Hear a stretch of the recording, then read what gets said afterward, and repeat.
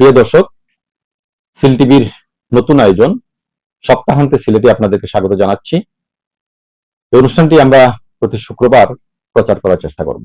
অনুষ্ঠানটির পরিকল্পনায় হেনা মোমো আর সম্প্রচারিত হচ্ছে বন্ধু লাইব্রেরি অ্যান্ড পাবলিকেশনের সৌজন্যে সিলেটের একটি নামকরা প্রতিষ্ঠান, যেখানে পাঠ্য বই সহ সব ধরনের বই পাওয়া যায়। বন্ধু লাইব্রেরি অ্যান্ড পাবলিকেশন সিলেট মহানগরীর পশ্চিম জিন্দাবাজারের রাজা মিশনে অবস্থিত। আমাদের আজকের অতিথি আবুল কাশেম রুমন, জ্যেষ্ঠ সাংবাদিক, সিলেটের তথ্য প্রযুক্তিতে দক্ষ একজন মানুষ, সাপ্তাহিক বৈচিত্র্যময় সিলেট পত্রিকার সম্পাদক। রুমন, আপনাকে স্বাগত জানাচ্ছি। আপনাকেও ধন্যবাদ জানাচ্ছি এবং সিল টিভির সকল দর্শক শুভাকাঙ্ক্ষী এবং দেশ বিদেশ থেকে যারা দেখছেন সবাইকে আমার পক্ষ থেকে আন্তরিক অভিনন্দন এবং শুভেচ্ছা জানাচ্ছি। এই অনুষ্ঠানে আমরা প্রতি শুক্রবার দুটি পত্রিকা নিয়ে আসবো, একটি জাতীয় এবং একটি স্থানীয়। এই দুটি পত্রিকার গুরুত্বপূর্ণ শিরোনামগুলো উপস্থাপন করব, আর গত সপ্তাহে যে উল্লেখযোগ্য ঘটনাগুলো ঘটেছে সিলেট অঞ্চলে সেগুলোর পর্যালোচনা করব। যদিও আমাদের নিয়মিত একটি অনুষ্ঠান সংবাদ শিরোনামে প্রতিদিন বিভিন্ন ঘটনার পর্যালোচনা করা হয়, কিন্তু শুক্রবারে আমরা একটু ব্যাপকভাবে খুব অল্প সংখ্যক খবরের বা ঘটনার পর্যালোচনা করব। আজকে আমরা যে দুটি পত্রিকা এনেছি এর মধ্যে একটি হচ্ছে প্রথম আলো। প্রথম আলোর শিরোনাম, প্রথম পৃষ্ঠার, আলোচনা সভায় মির্জা ফখরুল, আমি দেখছি যে কিছুই বদলায়নি। গ্যাস সংকটের সঙ্গে চলছে লোডশেডিং এর ভোগান্তি, এস আলবের পর নিয়ন্ত্রণ এবার কেডিএস এর হাতে। বাজার দর, ডিমের হালি 50, সবজি 70 টাকার উপরে, কাঁচামরিচ 400। ইরানে আবার যুক্তরাষ্ট্রের হামলা, মধ্যপ্রাচ্যে ছড়িয়ে পড়ছে যুদ্ধ, হবিগঞ্জের পর এবার সিলেটে এনসিপির গাড়ি বহরে হামলা। প্রথম আলো শেষ পৃষ্ঠার উল্লেখযোগ্য শিরোনাম, নতুন বেতন কাঠামো নিয়ে কাজ চলছে, পুলিশের সংবাদ সম্মেলন, ভারতীয় আধার কার্ডে সন্ত্রাসী ইমনের নাম আছার খান। 3 বিভাগে বৃষ্টি বাড়তে পারে আজও, কক্সবাজারের উখিয়া রোহিঙ্গা আশ্রয় শিবিরে গুলিতে আরসার এক সদস্য নিহত। সিলেট দেখে শিরোনামগুলো আমরা আপনাদের সামনে উপস্থাপন করছি, সব নয়, কয়েকটি। বন্ধ সরকারি শিল্প কারখানা চালু করতে প্রধানমন্ত্রীর নির্দেশ, বৃষ্টি হারালেন হবিগঞ্জের আলিফ চৌধুরী। কানাইঘাটের পথসভায় নাহিদ ইসলামের প্রশ্ন, তারেক রহমান নতুন বাংলাদেশে আমার ভাইয়ের চোখ নষ্ট করে কি বার্তা দিচ্ছেন। গোলাপগঞ্জে এনসিপির গাড়ি বহরে হামলা, এনসিপির উপর হামলায় বিএনপির নীরবতা প্রত্যক্ষ পরোক্ষ মতদের প্রমাণ, সার্জিস আলম।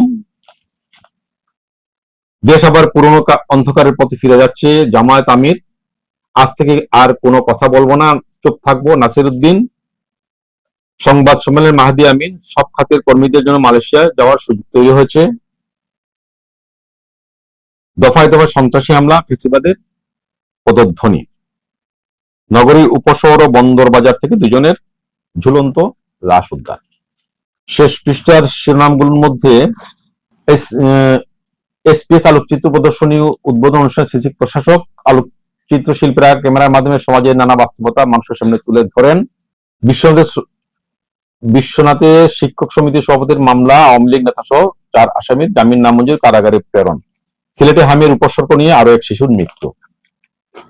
আমরা এই কয়েকটি শিরোনাম আপনাদের সামনে উপস্থাপন করলাম। এবার দেখি আমরা গত সপ্তাহের অর্থাৎ গতকাল পর্যন্ত কি কি ঘটনা ঘটেছে সিলেট অঞ্চলে, এর মধ্যে যেগুলো গুরুত্বপূর্ণ বা আলোচিত সেগুলো নিয়ে আমরা একটু কথা বলবো অতিথির সাথে। রুমন, আমরা যদি গত সপ্তাহের দিকে একটু চোখ দিই, সবচেয়ে উল্লেখযোগ্য ঘটনা গতকাল পর্যন্ত প্রায় 3 দিন এই ঘটনাটি ঘটেছে হবিগঞ্জে এবং সিলেটে। এনসিপি এবং ছাত্রদলের মধ্যে সংঘর্ষ, পরস্পর বিরোধী বক্তব্য আছে। এই ঘটনাটিকে আপনি কিভাবে দেখছেন? মূলত যেটা হচ্ছে, আজকে 3 দিন ধরে যে পত্রিকায় দেখলাম বা বিভিন্ন গণমাধ্যমে দেখলাম যে এনসিপি এবং ছাত্রদল বিএনপির মধ্যে যে সংঘর্ষ হচ্ছে, এটা আসলে মানে খুব একটি দুঃখজনক ঘটনা আমাদের জন্য। কারণ এনসিপি নেতা, যে কেন্দ্রীয় নেত্রীরা যারা আসছেন হবিগঞ্জে, তাদের কার্যক্রম সাংগঠনিক কাজের জন্য আসছেন।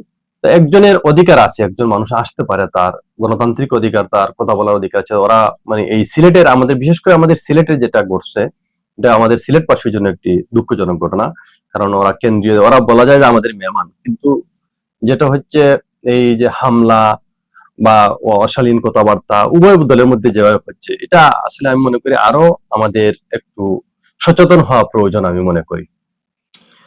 বিশেষ তাছাড়া করে আহ, আম, একটা বিষয় লক্ষ্য করা যে আমাদের এনসিপির যারা নেতৃবৃন্দ তারা তো নতুন, আসলে বয়স তরুণ, এবং জাতীয় রাজনীতিতে তারা প্রথম এসছেন। যদিও তারা যখন 2024 সালে আন্দোলনের নেতৃত্ব দেন তখন কিন্তু বোঝাই যায়নি যে তারা রাজনীতিতে আসবেন। পরবর্তীতে তারা যদি দল করেছেন, রাজনীতিতে এসছেন এবং সংসদেও তারা কয়েকটি আসন পেয়েছেন। তাদের কারো কারো কথাবার্তা এমন যেটা রাজনৈতিক ভাষা কোনোভাবেই বলা যায় না। তারা সরকার প্রধান থেকে শুরু করে বিভিন্ন জনকে, সরকারি দলের বিভিন্ন জনকে লক্ষ্য করে অথবা অন্যান্য রাজনৈতিক দলের কাউকে কাউকে উদ্দেশ্য করে যেভাবে কথা বলেন, সেই কথাটা কোনোভাবেই তো সুবল নয়। কেউ কেউ এই শব্দ, তাদের ভাষাকে অশালীন বলে আখ্যায়িত করছেন।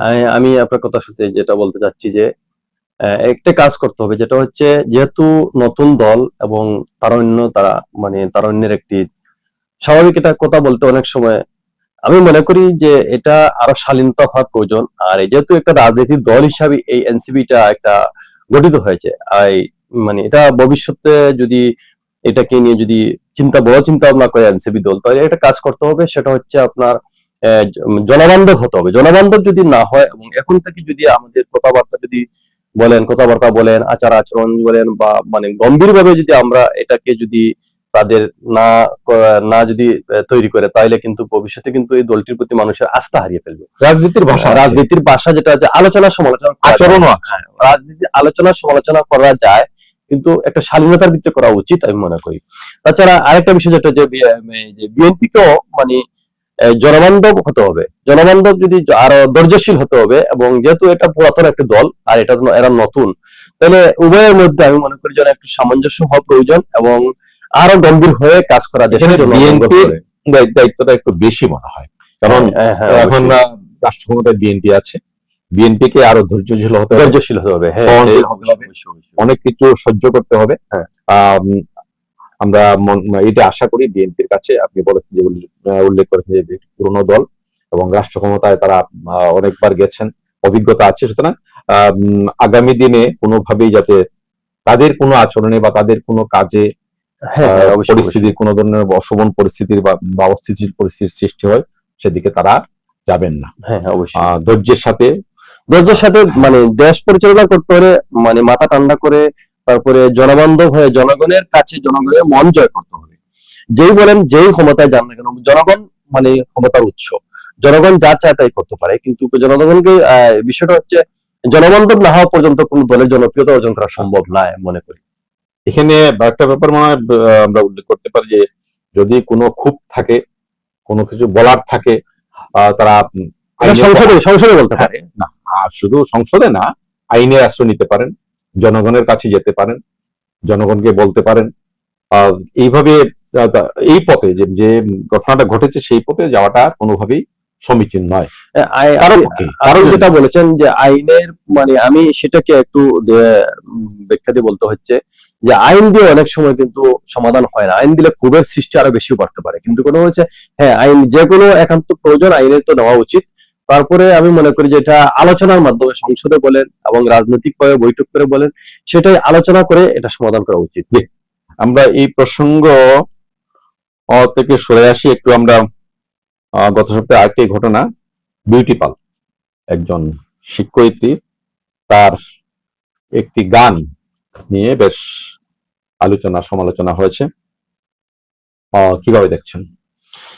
আমি বলতে গেলে যেটা মানে একটা গুরুত্বপূর্ণ পয়েন্ট এনেছেন আপনি বিউটি পালকে নিয়ে। আমিও একটা শিক্ষক ফ্যামিলির সন্তান। আমার বাবা ছিলেন প্রাইমারি স্কুলের প্রধান শিক্ষক, আমার দুই বোনও প্রাইমারি স্কুলের শিক্ষিকা, আমার ওয়াইফও একজন শিক্ষিকা। সত্যি কথা বলতে গেলে আমিও শিক্ষকতা করি, আইসিটির নিয়ে শিক্ষকতা করে থাকি। যে বিষয়টা হচ্ছে আমাদের যারা শিক্ষকতা করি বা যারা শিক্ষকতা পেশার সাথে আছেন, আমি দেখেছি ওদের মানে সকাল থেকে বিকেল পর্যন্ত প্রতিটা মাস বলেন দিন বলেন একটা রোবটের মতন কাজ করতে হয়। সেই ক্ষেত্রে আমাদের কিন্তু অনেক সময় বিনোদন চাইলেও করতে পারি না, বিনোদনের সময়টাও অনেক সময় বের করতে পারি না, বিভিন্ন কাজ থাকে, সপ্তাহে একদিন পাইলেও অনেক সময় ফ্যামিলির কাজকর্ম থাকে। তো তো বিউটি পার্লারের যে মানে গানটা যে রিলটা দেখলাম, আমি নিজেও দেখেছি, আমার কাছে ভালো লাগছে। সেই জন্য যে মানে উনি অনেকে বলছে যে এটা স্কুলের ভিতরে হচ্ছে, আসলে সত্যি কথা বলতে এটা স্কুলের যদিও বাউন্ডারির ভিতরে হয়েছে, কখন কোন সময় এটা হয়েছে রেকর্ড এটা আসলে বলা যাচ্ছে না ঠিক মতো। তবে ধারণা হচ্ছে যে এটা বন্ধের পরে, বন্ধের সময় হবে, যে স্কুল ছুটির পরে হোক অথবা মানে যে কোনো একটা সময় হয়েছে। সেই ক্ষেত্রে একজন শিক্ষিকাকে তার মানে বিনোদনের একটা সুযোগ আছে, আমি মনে করি এটা সুযোগ দেওয়া উচিত। কারণ যে উনি তো আসলে মূলত অন্য এটাকে মানে সাইবার করা ঠিক হয় নাই ওনাকে নিয়ে। রোমন, গান শুধু বিনোদন না, মনের প্রশান্তি, মনের প্রশান্তি, জি। মনের দুঃখ বেদনা প্রকাশ করার ভাষা কিন্তু গান। গান দিয়ে অনেক কিছুই বোঝানো যায় বা অনেক কিছু প্রকাশ করা যায়। ওই যে আপনি বললেন যে একটা শিক্ষক পরিবার সদস্য হিসেবে যে পরিশ্রান্ত থাকেন সবাই, কর্মব্যস্ত থাকেন, এই ফাঁকে একটু গান গেয়ে প্রশান্তি খোঁজা, একটু আনন্দ খোঁজা, অথবা মনের মধ্যে যদি কোনো ক্ষোভ থাকে, দুঃখ থাকে, সেটা প্রকাশ করা, এগুলো প্রকাশ হলে কিন্তু অনেকটা প্রশান্তি আসে। এই জায়গায় একজন শিক্ষিকা, তাও তো গানটাও তো চমৎকার গান। তবে যারা এই কাজটা করেছে তাদের বিরুদ্ধে আমরা যে প্রতিবাদ দেখলাম সারা দেশে, এটা আমাদেরকে আশার আলো দেখায়। সব সমাজে, বিশেষ করে শিক্ষক সমাজ তাদের একজন সহকর্মীর পাশে যেভাবে দাঁড়িয়েছেন, আরো আমরা ধন্যবাদ জানাতে চাই আমাদের শিক্ষা মন্ত্রণালয়কে, শিক্ষামন্ত্রী এবং প্রতিমন্ত্রী যেভাবে বিষয়টিকে নিয়েছেন, অত্যন্ত প্রশংসার দাবি রাখে। আমাদের শিক্ষা প্রতিমন্ত্রী, প্রাথমিক শিক্ষা ও গণশিক্ষা প্রতিমন্ত্রী কিন্তু সিলেট সফরে ছিলেন এই সময়। তিনি এই বিষয়টি পরিষ্কার বলেছেন, স্পষ্ট করে বলেছেন যে এটা নিয়ে সরকারের অবস্থান কি। তিনি নিজেও কিন্তু একজন ভালো শিল্পী, তার একটা গান আমরা শুনলাম, সিলেটের একটা আঞ্চলিক গান, চমৎকার গলা এবং চমৎকার তার পরিবেশন। আমরা এরপরে একটু যাই, আমরা দৈনিক জালালাবাদের একটি খবর। এর আগের দুটি খবর কিন্তু সব পত্রিকায় এসছে। দৈনিক জালালাবাদের একটি খবর ছিল গত সপ্তাহে, আমরা একটু দেখি জালালাবাদের খবরটা। দৈনিক জালালাবাদ, সিলেটে বাড়ছে খুন, 6 মাসে 108 হত্যা মামলা। এরপরে কিন্তু যে খবরটি তারা প্রকাশ করেছে 28 জুলাই, এরপরে কিন্তু গত 2-3 দিনে কিন্তু আরো ঘটনা ঘটেছে সিলেটে। এই যে সিলেটে এইভাবে যে খুন বেড়েছে, কারণটা কি, কেন হচ্ছে বলে মনে হয়? সিলেটে বেড়েছে খুন এবং 6 মাসে 108টি হত্যা মামলা, এটা আসলে সিলেটে খুব দুঃখজনক একটা ঘটনা। যেভাবে খুন বেড়েছে বা মানে খুন খারাপি যেভাবে বেড়েছে, এটা আসলে আমাদের সিলেটের জন্য খুবই দুঃখজনক, এবং সিলেটের ভবিষ্যৎ প্রজন্মের জন্য কি হবে জানি না। এটা মূলত আমাদের হচ্ছে কি, আমার সামাজিক নৈতিকতা যে বিষয়টা, আমাদের মনুষ্যত্ব যেটা মানুষের কাছ থেকে হেরে গেছে। অল্প বিষয় নিয়ে, তুচ্ছ বিষয় নিয়ে আমাদের মানে দেখা যায় ঝগড়াঝাটি করেই খুন খারাপি মারামারি হচ্ছে, সংঘাত লেগেই আছে।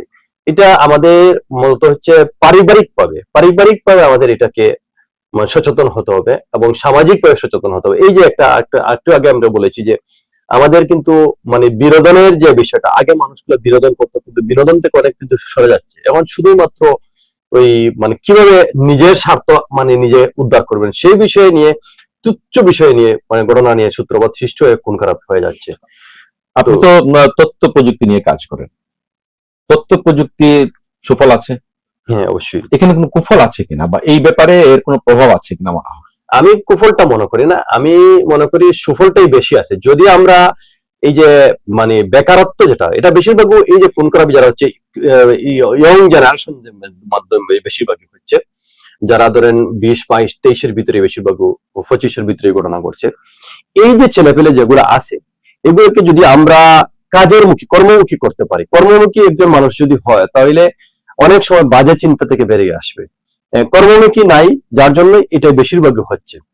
আর এই কর্মমুখী আমাদের করতে হলে অবশ্যই আমাদের পারিবারিকভাবে সচেতন হতে হবে, এবং পারিবারিকভাবে যদি সচেতন হয়, একটা ছেলেকে যদি কাজে লাগাতে পারি, তাহলে অবশ্যই আমরা কর্মমুখী হতে হলে তো কর্মসংস্থানের ব্যাপার আছে। হ্যাঁ, এর একটা গুরুত্বপূর্ণ বিষয় আছে। যাদের স্কিল ডেভেলপ আছে এবং যারা স্কিল ভালো করতে পারে, তাদের কর্মের এবং চাকরির অভাব নেই। কিছু করতে না পারলে নিজে ব্যবসা বাণিজ্য করে চলতে পারবে, আমি মনে করি এটা। রোমান, সব কিছু যে চাকরিতে হবে তা না, চাকরি তো দেওয়া তো বাংলাদেশে এত পর্যন্ত যে মানে ক্ষেত্র নাই, কিন্তু কর্মক্ষেত্রে যদি বেসরকারি ভাবে কাজ করতে পারে, নিজে ব্যবসা বাণিজ্য করে খাইতে পারবে মনে করি। এখন আমি যে কথাটা বলছিলাম আপনাকে, যে তথ্য প্রযুক্তির সুফল কুফল দুইটি আছে।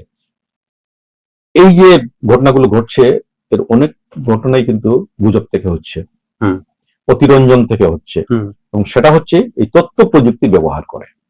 আপনি হুম। নিশ্চয়ই লক্ষ্য হ্যাঁ, করেছেন। অবশ্যই। এটা ফেসবুকে অনেক সময় কিন্তু, যেমন অনেক সময় আমি একটা জিনিস আপনাকে বলি, আমি গতকালকে একটা মানে ফেসবুকে স্ক্রলিং করে যাচ্ছি, হঠাৎ করে দেখলাম যে এই যে ইউনিয়ন পরিষদ নির্বাচনে এইচএসসি চেয়ারম্যানদের সর্বনিম্ন আর মেম্বারদের হচ্ছে এসএসসি। এটা একটা গুজব, কিন্তু এটা হাইকোর্টে রুল জারি করা হয়েছে, কিন্তু এইটাকে মানে ফেসবুকে এমন ভাবে ফলো আপ করা হচ্ছে যে এটা মনে হচ্ছে মানে কার্যকর হয়ে গেছে। এই যে গুজবটা, এইভাবে অনেক কিছু কিন্তু হচ্ছে ফেসবুকের পোস্ট নিয়ে, ফেসবুকের অনেক সময় মানে ওই যে বিউটি পার্লারের ঘটনা নিয়েও কিন্তু এটা মানে সাইবার বুলিং করা খুন খারাপই হচ্ছে, তো খুন খারাপি হচ্ছে, খুন খারাপি পর্যন্ত হচ্ছে। তো এটা আমাদের সচেতন হওয়া প্রয়োজন, এবং প্রত্যেকটা মানুষের যদি বিবেক বুদ্ধি থাকে তাহলে অবশ্যই এটা থেকে আমরা বেরিয়ে তথ্য প্রযুক্তি আমরা ব্যবহার করব, সুফলটা নেব, সুফলটাকে নেব, কুফল যাতে না হয়, না হয় কিন্তু ব্যবহারটা যাতে ভালো কাজে লাগে। হ্যাঁ, ভালো কাজে লাগাতে পারি আমরা, সেই কাজটা আমরা ব্যক্তি করতে হবে। জীবনে, পারিবারিক জীবনে, সমাজ জীবনে, হ্যাঁ, অবশ্যই, রাষ্ট্রীয় জীবনে, সর্বক্ষেত্রেই তথ্য প্রযুক্তির ব্যবহারটা আমাদের জন্য সুফল বয়ে আনে। এটা একমাত্র হচ্ছে নিজের মাইন্ডকে যদি সেট আপ করা যায়, এবং নিজে যদি আমরা মনে করেন ভালো চিন্তা ভাবনা করি, ভালো চিন্তা হলে তাহলে অবশ্যই ভালোটা বের হয়ে আসবে। আহ, আবুল কাসেম রুমান, আপনাকে ধন্যবাদ জানাচ্ছি। আমাদের অনুষ্ঠান এখানে শেষ করতে হচ্ছে। প্রিয় দর্শক, জানি না আজকের অনুষ্ঠানটি কেমন হলো, প্রথম অনুষ্ঠান। আমরা চেষ্টা করব প্রতি সপ্তাহে আপনাদের সামনে হাজির হওয়ার। আমাদের সঙ্গে থাকবেন। আপনাদেরকে অনেক অনেক শুভেচ্ছা, ধন্যবাদ। ঠিক একইভাবে আমরা ধন্যবাদ জানাচ্ছি আজকে যে প্রতিষ্ঠানটির সৌজন্যে আমরা অনুষ্ঠানটি সম্প্রচার করলাম, বন্ধু লাইব্রেরি অ্যান্ড পাবলিকেশনকে। সবাই ভালো থাকুন, সুস্থ থাকুন।